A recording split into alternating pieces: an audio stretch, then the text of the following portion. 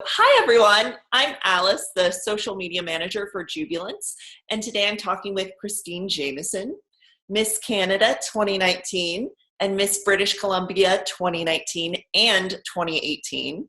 She is the CEO and founder behind PUSH25 Creative Solutions, a full-service marketing company serving British Columbia and beyond. She is a strong advocate for mental health and epilepsy, working to create programs, raise funds for research, make policy changes, and educate the public. And we're so excited to have her on today. So welcome, Christine. Thank you so much for joining us. Of course. Thank you so much for having me. Yeah, so we just kind of start with some more fun questions. What are the must-have essential items in your purse? Well, you always have to have your keys, wallet, phone. Those are the basics. But beyond that, I believe everyone should have lipstick and sunscreen. That sounds great. Perfect. What are you currently reading? I am actually reading through an entire volume of Shakespeare. Really? Yeah. What play are you on? Midsummer Night's Dream. I'm actually going to direct that this summer. I'm a theater director in my spare time. Yeah. That's awesome. Yeah, I So studied, cool. my first degree was in creative writing, and then I also have a minor in English, and so anything with Shakespeare, Jane Austen just has my heart.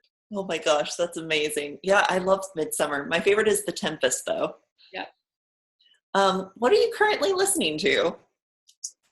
I listen to such a variety of music, a mix between 80s, 90s, early 2000s, and everything from today. Um, I am absolutely in love with the Guardians of the Galaxy soundtrack because it's got this great mix of everything. Yeah, so it's probably my current playlist. Oh, that's awesome. And where are you living now in Canada? Yeah, I live in a small town called Mission in British Columbia. So it's about an hour and a half outside of Vancouver. Oh, wow. What's your favorite thing about Mission? I absolutely love how community-minded it is.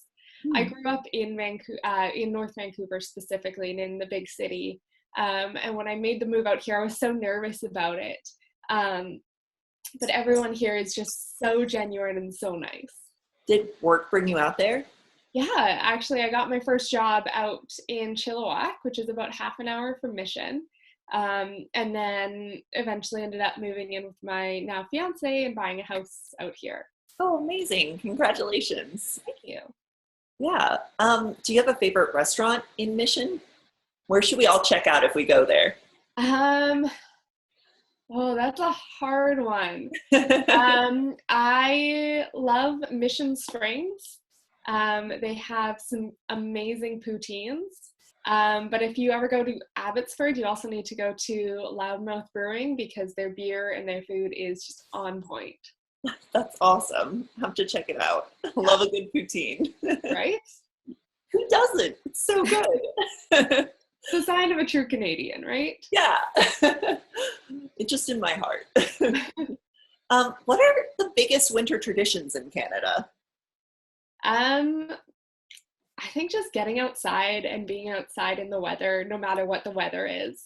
Where I live, we have a very vast range of a lot of rain and a lot of snow. So it's either doing one or the other in winter. And either way, you're outside and you're enjoying it. You're skating, you're snowboarding, you're skiing, you're hiking in the winter. At the same time, in this past year, I've had the opportunity to travel all across Canada. And there's so many amazing things that happen in Canada in the winter and a lot of different festivals, particularly in Montreal and Quebec area, and it's amazing. Oh, that is so cool. Can you talk me through how you got into pageants and becoming Miss Canada? How did that all come about? Um, so I first did my first pageant in 2011, and that was the Miss British Columbia pageant. And at that point in my life, I was just coming out of being pretty much living in the hospital 24/7. I didn't have a lot of confidence. I didn't really know who I was. I didn't know what I stood for. And I joined the Miss BC pageant in order to gain confidence and skills. They offer all these different workshops, like public speaking training, interview, how to walk properly, etiquette training, self-defense. And through all those courses, I really became the person that I am today. And so I guess 2 years now, I was like thinking about going back. And it was actually my fiance who was like, you know what, just go ahead and do it because you're going to regret not going back. So I didn't walk away with the title the first time I did the pageant, but when I went back in 2018, I miraculously walked away as Miss BC, and from there I went to Miss Canada in March and walked away as Miss Canada. Oh, that's wonderful. Wow. And can you talk about getting into marketing as well? Have you always been in marketing, or what's your story there? Yeah.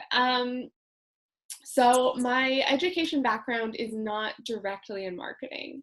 It is in communications, English, political science, and that sort of route. I always thought I was going to go into political communication. And then I did an international co-op program where I was working in Indonesia for 4 months doing marketing for English schools. Wow. And I fell in love with it. I was doing website design, brochures, videos, social media, and I knew right away that, you know, this is something that I want to do for the rest of my life. Wow. Where were you in Indonesia? Yeah, I was living in Bekasi, which is just outside of Jakarta, which is the capital city.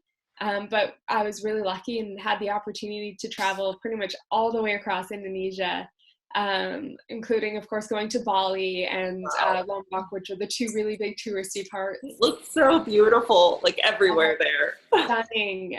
There's a place in Indonesia called Yogyakarta, which has the most beautiful temples. And as soon as you walk out of the temples, you walk into this like very vibrant marketplace, and it's just so much fun. Wow. Have you been able to go back since you worked there? Not specifically to Indonesia, but I have been able to travel quite a bit. And I do hopefully plan on going back one day, but you know, you never know what life brings you, right? There's so many places to go and visit and explore. Wow, that's so amazing.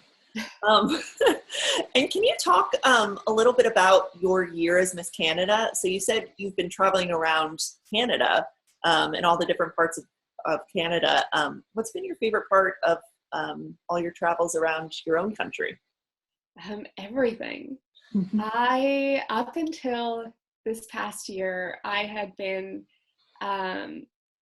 pretty much just within BC and Alberta. And so I didn't know what to expect when I had the opportunity to travel to the different provinces. And it's been amazing to learn about the different cultures and hear people's stories, because the thing with Canada is it really is so vast. The experience that someone in Prince Edward Island is going through is completely different than in Winnipeg, Manitoba, completely different than British Columbia.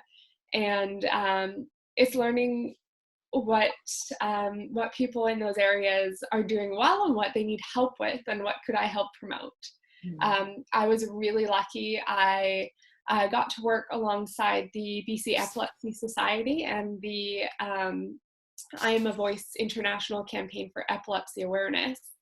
And I've been able to sort of work on creating, getting more funding for research from governments and learning about different programs, as well as we're just in the process of launching something called Epilepsy Friendly Workplaces, which is going to be a training program specifically for different businesses.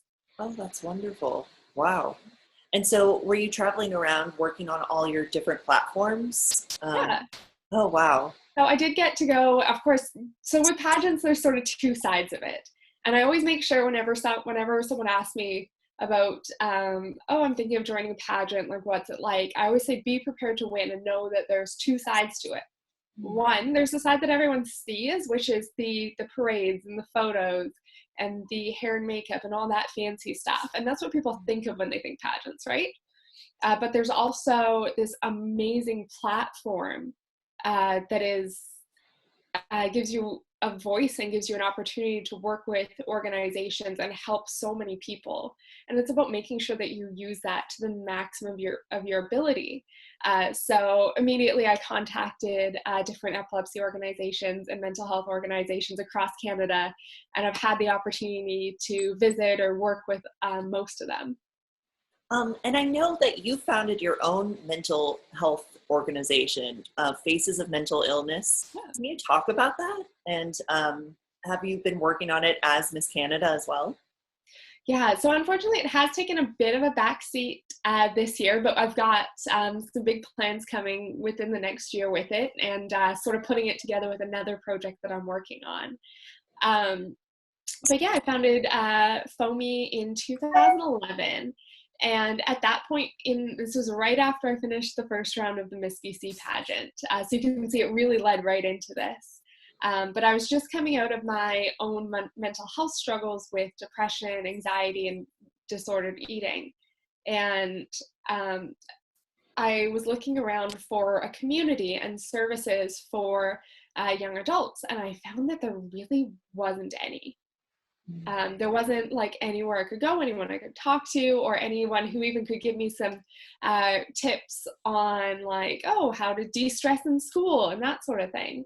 And I mean, you could of course go to counseling therapists, but there wasn't a community. And that's really what I wanted to create when I started working on this. And I've had the opportunity to help create programs in universities, high schools, all across Canada, and put in different tools for people to be able to implement, which is really cool. That's amazing. Do you have suggestions on how how anyone can help with mental health? I think when it comes to your own mental health, the biggest thing is remembering that it's okay to be selfish when it comes to your health. Especially that's something I had to almost relearn this year, because being invited to go to so many events and travel so much, it's a lot on your health. And so I had to learn that it was okay for me to take time to myself. And, you know, if I want to stay at home on a Friday night, have a glass of wine and a bubble bath and have some me time, that's okay. But oh, it's literally my best de-stressor. Yes. I think it's also, we have to learn. We're at the point in our society where we're openly now talking about mental health, and we know that it's there, but we are not having those tough discussions with people on, well, I see that you're struggling. What can I do to help you? Right? And it's something, even especially in workplaces, it's something that's not discussed. Mental health is not included in a lot of sick day policies, right? Yeah. So it's about talking to your employer and saying, hey, this is something that I struggle with. We know scientifically that this is an illness like any other, and I just want you to know that I will be taking 6 days if I have to. Wow. Yeah. Fascinating. And so what are you going to do in your next year with as Miss Canada forever, of course, but what will you do after this? Yeah.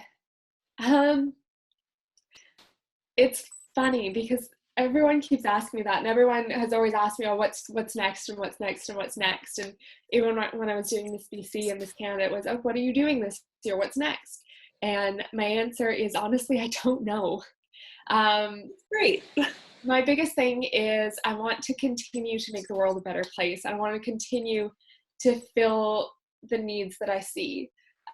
So expanding the epilepsy-friendly workplace program, expanding Faces of Mental Illness. We're going to be working on doing something with domestic violence victims in accordance with mental health, and providing self-defense training.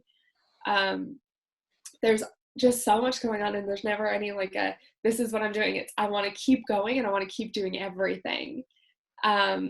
On sort of a bigger level though, this year I did compete internationally. This year. Yeah, I competed. That's amazing. Yeah, I competed at Miss Continents down in Las Vegas in the summer. Wow. And I came second runner-up, which was really cool.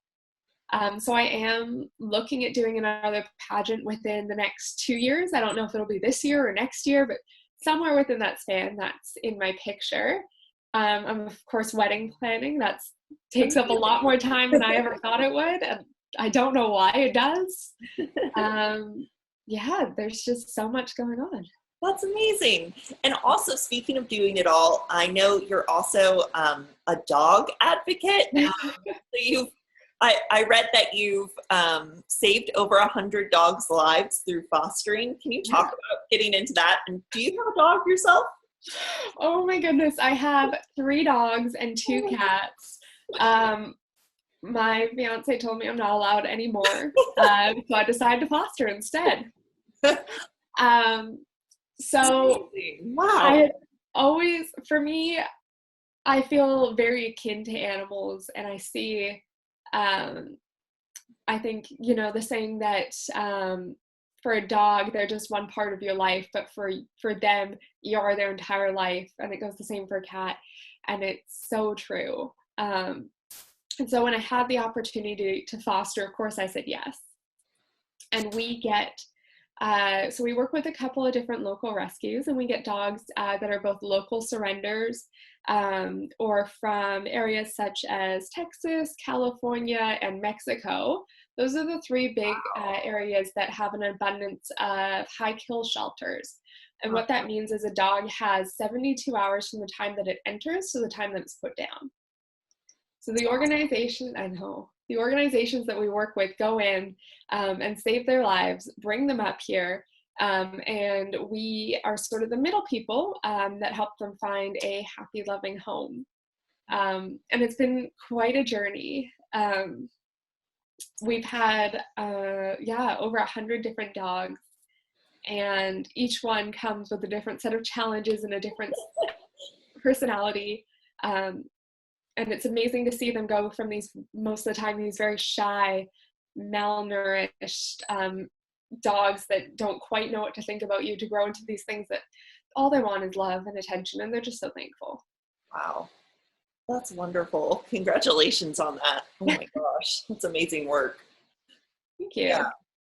So a big thing that we talk about on this podcast, veering back to humans, I guess, is what is womanhood, and what is that to you?